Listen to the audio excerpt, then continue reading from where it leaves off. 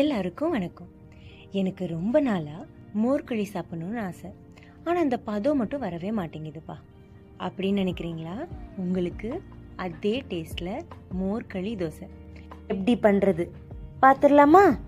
முதல்ல ஒரு கப் பச்சரிசியை ராத்திரி முழுக்க ஊற வச்சு எடுத்துக்கலாம்.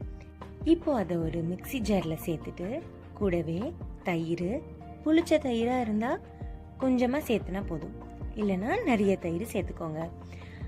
உப்பு, அப்புறம் பச்சை மிளகாய், அவ்வளோதாங்க. எல்லாத்தையுமே மிக்சியில் போட்டு எடுத்துக்கலாம். அரைச்ச எல்லாத்தையுமே ஒரு கிண்ணத்தில் எடுத்துக்கலாம். கூடவே கடுகை தாளித்து கொட்டிக்கலாம். கை நிறைய கொத்தமல்லியை தூவிக்கலாம். ரவை தோசை பதத்துக்கு தண்ணியை எடுத்துக்கலாம். தோசைக்கல் நல்லா சூடானதும் மாவை நல்லா பரவலாக ஊற்றி மூடி வச்சு சுட்டுக்கலாம்.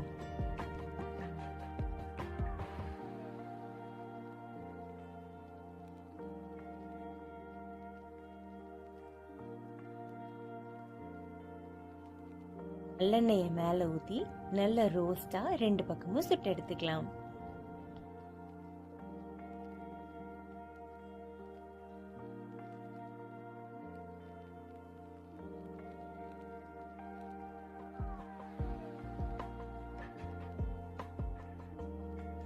இதோ உங்க மோர்களி தோசை சூப்பரா ரெடி ஆயிடுச்சு.